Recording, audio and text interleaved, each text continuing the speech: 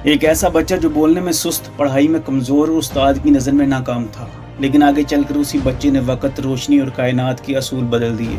یہ کہانی ہے البرٹ آئنسٹائن کی، خاموش لڑکے سے وقت کا مالک بننے کی۔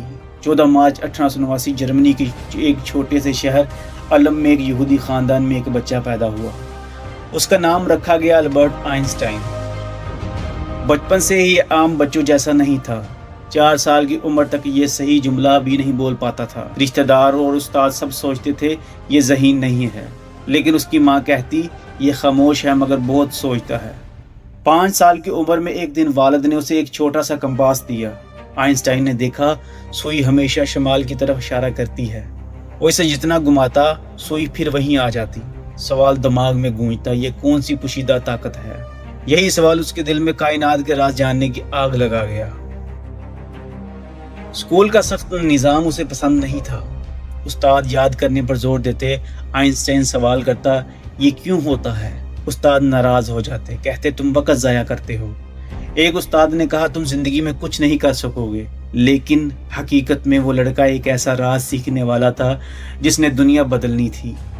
آئنسٹائن کے والد کا کاروبار بیٹھ گیا، گھر میں مالی مسائل آ گئے، خاندان سوئٹزرلینڈ منتقل ہو گیا۔ نئے شہر، نئے لوگ اور اجنبی زبان، یہ سب آئنسٹائن کے لیے ایک اور چیلنج تھا۔ 1896 میں اس نے زیورخ پولی ٹیکنک یونیورسٹی میں داخلہ لیا۔ وہاں اس نے ریاضی اور فزکس میں مہارت حاصل کی۔ دوست کم تھے، لیکن خیالات کا سمندر اس کے دماغ میں بہتا رہتا۔ تعلیم مکمل ہوئی، لیکن استاد کی نوکری نہ ملی۔ ہر جگہ انکار ملتا۔ آخرکار برن کے پیٹنٹ آفس میں کلرک کی جاب ملی۔ دن میں دوسروں کی ایجادات کی فائلیں دیکھتا، رات کو اپنے نظریات کو لکھتا رہتا۔ 1905 معجزوں کا سال۔ اسی سال اس نے 4 ایسے ریسرچ پیپر شائع کیے جنہوں نے فزکس کی دنیا ہلا دی۔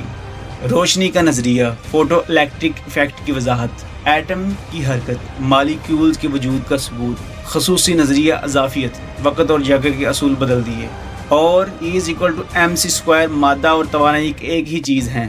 یہ نظریات اتنے طاقتور تھے کہ دنیا حیران رہ گئی۔ 1921 میں نوبل انعام ملا، دنیا بھر میں اس کا نام چھا گیا۔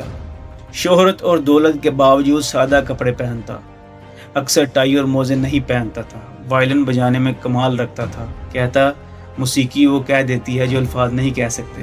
وہ موسیقی کا شوق رکھتا تھا۔ 1930 کی دہائی میں نازی جرمنی طاقتور ہو رہا تھا۔ یہودی ہونے کے باعث آئنسٹائن امریکہ منتقل ہو گیا۔ جب سنا کہ جرمنی ایٹم بم بنا سکتا ہے، اس نے امریکی صدر کو خط لکھا۔ یہی خط آگے چل کر ایٹم بم کی دوڑ کا آغاز بنا۔ 18 اپریل 1955 میں برسٹن، امریکہ، آئنسٹائن ہسپتال میں تھا۔ آخری دن، لیکن مرتے وقت بھی فارمولے لکھ رہا تھا۔ وہ دنیا سے رخصت ہو گیا، لیکن ایک راز چھوڑ گیا۔ اس کا دماغ سائنسدانوں نے محفوظ کر لیا تاکہ اس کی ذہانت کا بھید جان سکیں۔ آئنسٹائن نے کہا تھا امیجینیشن از مور امپورٹنٹ دین نالج۔ تخیل علم سے زیادہ طاقتور ہے۔ یہی وہ طاقت تھی جس نے ایک خاموش بچے کو وقت کا مالک بنا دیا۔ اگر یہ کہانی آپ کو اچھی لگی ہو تو اس ویڈیو کو زیادہ سے زیادہ شیئر کریں اور اس چینل مسٹری ہنگر کو سبسکرائب کریں۔ Thank you.